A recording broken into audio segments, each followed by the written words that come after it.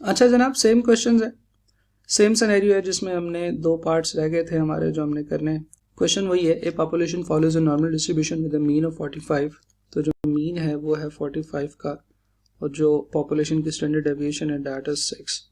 आपने probability calculate करनी है, what proportion of this population will have the values between 40 and 50।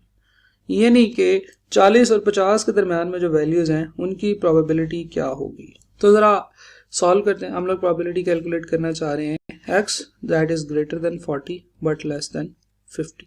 40 और 50 के दरम्यान की वैल्यूज की प्रोबेबिलिटी।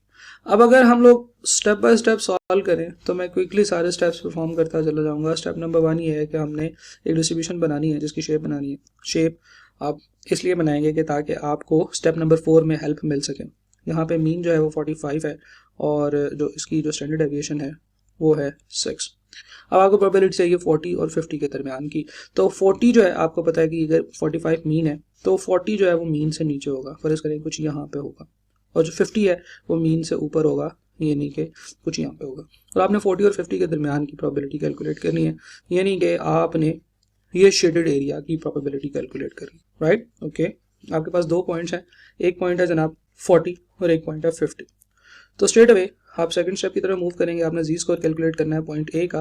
पॉइंट ए के जी स्कोर का फार्मूला होता है जी x minus mean over standard deviation. Point है जी 40, मीन है 45 और स्टैंडर्ड डेविएशन है 6 की। तो 40 माइनस 45 यानी कि -5/6, जिसका आंसर होता है जनाब 0.83। सिमिलरली जो आपके पास पॉइंट बी है that is x minus mean over standard deviation, और जो पॉइंट है वो है जी 50 माइनस 45/6, यानी कि ये है प्लस का 5/6, और इसका भी जो आंसर आएगा वो प्लस का 0.83 आ रहा होगा। थर्ड स्टेप में हम लोगों ने क्या करना है कि इनकी प्रोबेबिलिटी कैलकुलेट करनी है। If probability of z is equal to 0.83, plus का हो या माइनस का, हम लोग टेबल में जाएंगे, हम लोग 0.8 ढूंढेंगे और 0.8 के आगे 0.0, 0.1, 0.2 एंड 0.3। 0.83 की जो प्रोबेबिलिटी है वो है जी 2967। तो हम इसे लिखेंगे 0.2967। इसकी भी प्रोबेबिलिटी वही होगी, 0.83 पॉजिटिव का हो या नेगेटिव का हो, दोनों की प्रोबेबिलिटी बिल्कुल सेम होगी। क्यों? क्योंकि ये शेप सिमेट्रिकल है। अगर हम लोग ऊपर की तरफ 0.83 की प्रोबेबिलिटी कैलकुलेट कर रहे हैं तो जो आंसर आएगा वही जीरो नीचे की तरफ जाते हुए भी वही सेम आंसर आएगा। क्यों? क्योंकि ये बेल शेप्ड है। राइट, बेल शेप कर्व है, जैसी ऊपर की तरफ है वैसी ही ये शेप नीचे की तरफ भी है मीन से। तो हम लोग कह सकते हैं कि probability of z is equal to -0.83, ये भी 0.2967 ही आ रही होगी। तो जनाब चौथे स्टेप में हमने दिमाग लड़ाना है। दिमाग ये लड़ाना है कि हमने किस चीज़ की प्रोबेबिलिटी कैलकुलेट करनी है। हमने इस एरिया की प्रोबेबिलिटी कैलकुलेट करनी है। जो हमारे पास ये प्रोबेबिलिटी आई है 0.83 पॉजिटिव वाली, ये आई है इस पॉइंट से लेकर यहाँ तक की प्रोबेबिलिटी, और जो ये दूसरी प्रोबेबिलिटी आई है वो आई है मीन से लेकर इस पॉइंट तक की प्रोबेबिलिटी। तो जनाब हमें अपना फाइनल आंसर कैलकुलेट करने के लिए इन दोनों प्रोबेबिलिटीज को क्या करना पड़ेगा? जी बिल्कुल ठीक है, इन दोनों को ऐड करना पड़ेगा। तो हम कहेंगे कि probability of 40 less than x which is less than 50।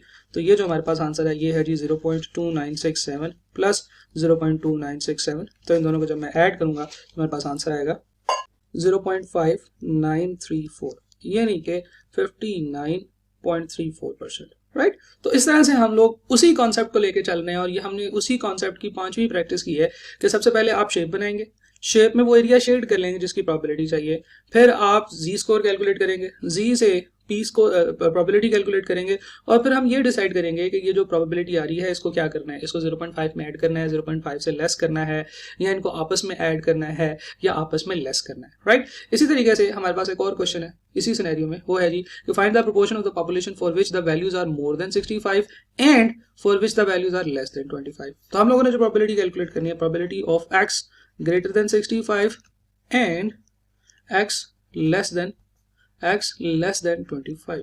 Right, ये प्रोबेबिलिटी अब हमने कैलकुलेट करनी है।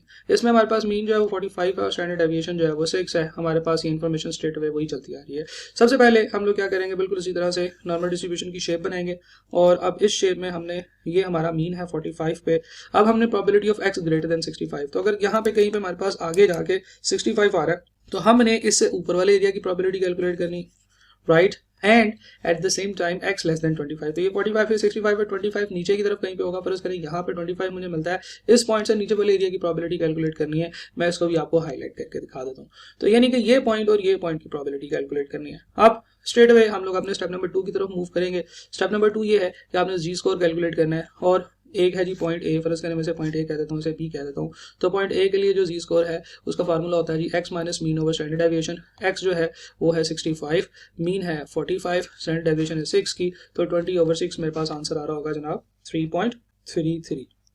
सिमिलरली जो पॉइंट बी है उसमें x minus mean over standard deviation which is equal to 25 minus 45/6, तो ये बनेगा -20/6, तो ये बनेगा -3.33। राइट। अब जब हम स्टेप नंबर 3 परफॉर्म करेंगे तो हमने इन दोनों की प्रोबेबिलिटी कैलकुलेट करनी है। तो probability of z is equal to 3.33। इसके लिए आपको टेबल में जाना पड़ेगा, और टेबल में आपने देखना है 3.33, तो ये हमारे पास 3.3 है, और इसके बाद ये आगे 3.30 होगा, ये 3.31 होगा, ये 3.32 और ये 3.33 होगा, 0.4996। तो यहाँ से हम कह सकते हैं कि इसकी प्रोबेबिलिटी है जी 0.4996। Similarly probability of z is equal to -3.33, ये भी सेम ही होगा, ये भी होगा 0.4996।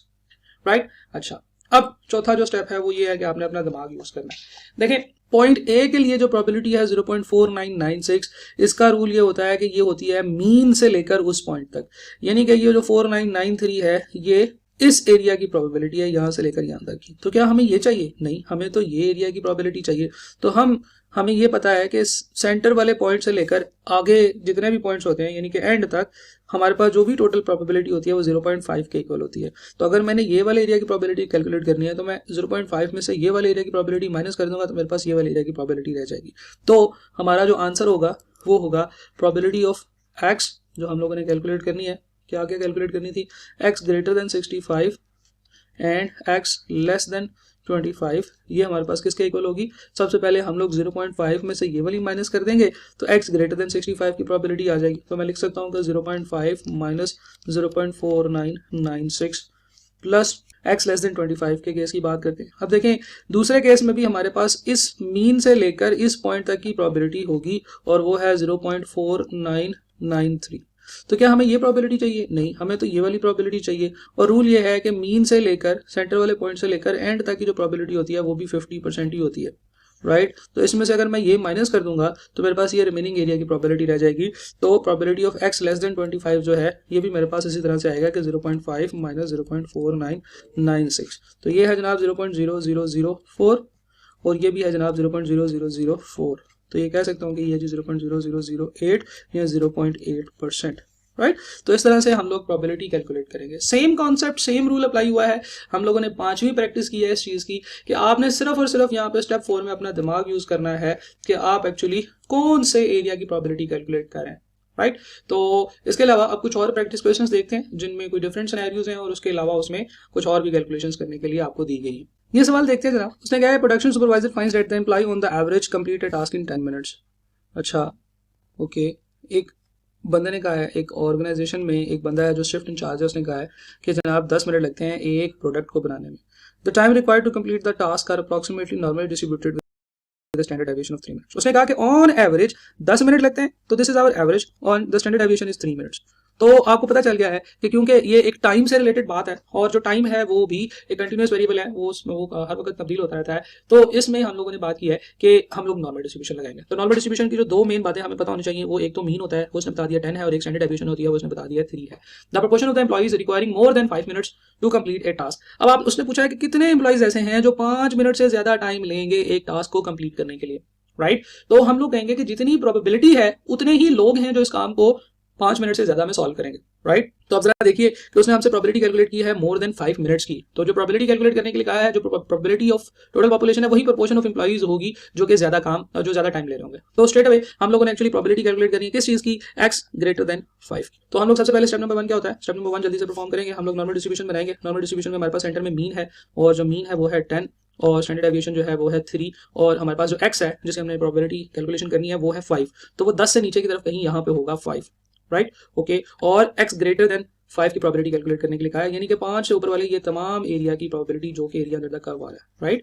5 से ऊपर तमाम x ग्रेटर देन 5। तो हम लोग स्टेप 2 परफॉर्म करेंगे। स्टेप 2 क्या है कि हम लोग जी स्कोर कैलकुलेट करेंगे। जी स्कोर कैसे कैलकुलेट होगा, वो होगा Z X minus mean over standard deviation. तो एक्स है हमारे पास पॉइंट नंबर 5, मीन है जी 10 और स्टैंडर्ड डेविएशन है 3 की, तो ये बचेगा जी -5/3, तो ये बचेगा जी -1.67। तीसरा स्टेप क्या होता है जी, हम प्रोबेबिलिटी कैलकुलेट करते हैं। Probability if z is equal to -1.67, तो हम माइनस के साइन को इग्नोर भी कर सकते हैं और 1.67 की प्रोबेबिलिटी हम टेबल से देखेंगे। टेबल में देखेंगे आप, दिस इज 1.6, 1.6, 1, 2, 3, 4, 5, 6 और 7। तो 1.67 की जो प्रोबेबिलिटी होती है वो होती है जी 0.4525। ये प्रोबेबिलिटी होगी 0.4525। अब जो चौथा स्टेप है वो ये है कि हम लोगों ने किस चीज़ की प्रोबेबिलिटी कैलकुलेट करनी है, x ग्रेटर देन 5 की। तो ये तमाम एरिया की प्रोबेबिलिटी कैलकुलेट करनी है। इस पॉइंट से लेकर इस पॉइंट तक की प्रोबेबिलिटी हमारे पास टेबल से आई है, यानी कि इस सेंट्रल पोल से हर एक साइड पे जो भी आप प्रोबेबिलिटी कैलकुलेट करोगे ये इस पोल से लेफ्ट या राइट साइड पे जाएगी। तो इस सेंट्रल पोल से जो लेफ्ट साइड की जो पॉइंट है उसकी प्रोबेबिलिटी है 0.4525। हालांकि आपको तो इससे ऊपर वाले तमाम एरिया की प्रोबेबिलिटी चाहिए, तो आपको पता है कि इस पोल से जो आगे वाली वैल्यूज होती हैं वो 0.50 या 50% के इक्वल होती हैं। तो हमारे पास जो टोटल प्रोबेबिलिटी होगी वो ये हो जाएगी दिस प्लस दिस, तो ये हो जाएगा जी 4525 प्लस 50, 0.4525 प्लस 0.50, तो ये बनेगा जी 0.9525। तो सवाल ये था कि कितना परसेंट जो एम्प्लॉइज हैं उनको मोर देन 5 मिनट चाहिए, तो 95.25% एम्प्लॉइज को मोर देन 5 मिनट चाहिए इस टास्क को कंप्लीट करने के लिए। सिमिलरली एक और सवाल इसी सिनेरियो में, the proportion of the population employees requiring less than 5 minutes to complete a task. तो हम लोगों ने probability of x less than 5 calculate करनी है। तो ये बहुत ही सिंपल है, ये 1 minus probability of x greater than 5 जो कि अभी हम लोग कैलकुलेट कर चुके हैं। तो हम कह सकते हैं कि 1 माइनस 0.9525, तो ये मेरे पास जो आंसर बचेगा ये बचेगा जी 0.0475, यानी कि 4.75% आर द चांसेस के किसी भी वर्कर को 5 मिनट से ज़्यादा का कम का टाइम लगेगा, राइट। इसी तरह से कुछ और सवाल देखते हैं जिनमें यही सेम कैलकुलेशन बार बार रिपीट हो रही होगी। देखिए जरा बड़ा इंपॉर्टेंट सवाल है, in a population with mean 16 inches and standard deviation of 3 inches. 16 inches का मीन है, 3 इंचेस की स्टैंडर्ड डेविएशन है। What value in inches correspond to a Z score of 2.4, यानी कि कौन सी वैल्यू, कौन सा x ऐसा होगा जिसका जी स्कोर 2.4 आ रहा होगा, राइट। तो अब देखिए कि हम लोग क्या करते थे, हम शेप बनाते होते हैं। शेप में हम कहते हैं कि जनाब एक पॉइंट है, सेंटर में मीन है, mean is equal to 16 and standard deviation is equal to what 3, और एक पॉइंट ऐसा है जिसका जी स्कोर 2.4 आ रहा है। अब आप अगर गौर से सोचें तो जी स्कोर ऊपर वाले का भी 2.4 आ सकता है और एक पॉइंट जो कि इससे नीचे है उसका भी 2.4 आ सकता है। तो आपने देखना है कि अगर ऑप्शन है तो ऑप्शन में 16 से बड़ी वैल्यूज हैं सारी, या 16 से छोटी वैल्यूज भी हैं। तो आप देखें ऑप्शन के अंदर सारी वैल्यू 16 से बड़ी है, तो हम कहेंगे कि अच्छा ये इससे ऊपर कोई पॉइंट है 2.4 जिसका जी स्कोर है। तो ये मुझे पॉइंट नहीं पता क्या है, लेकिन मुझे इसका जी स्कोर पता है कि जब मैं जी स्कोर कैलकुलेट करूंगा तो 2.4 निकलेगा, राइट। तो आपको पता है कि किसी भी पॉइंट का जब आप जी स्कोर कैलकुलेट करते हो तो उसका फार्मूला होता है Z point minus mean over standard deviation, right. तो वो पॉइंट आपको नहीं पता, आप यहाँ से पुट करके वैल्यू फाइंड कर सकते हो। अगर आपका जी है वो है जी 2.4, एक्स आपने फाइंड करना है, मीन है जी 16 ओवर स्टैंडर्ड डेविएशन है 3। तो this is how we calculate. ये हमारा स्टेप नंबर 1 होता था और ये हमारा स्टेप नंबर 2 होता था, लेकिन उसे स्ट्रेट अवे जी कैलकुलेट करके दे दिया और आपको कहा कि मुझे पॉइंट कैलकुलेट करके दे, तो कोई मसला नहीं। हम लोग क्या करेंगे, हम लोग इसी इक्वेशन को रीसेट करेंगे। तो ये 2.4 जो है इसको 3 से मल्टीप्लाई करेंगे तो ये 7.2 हो जाएगा, राइट। यहाँ से x माइनस 16, तो जो हमारे पास x होगा वो 7.2 प्लस 16 यानी कि 23.2 हमारा आंसर आ रहा होगा।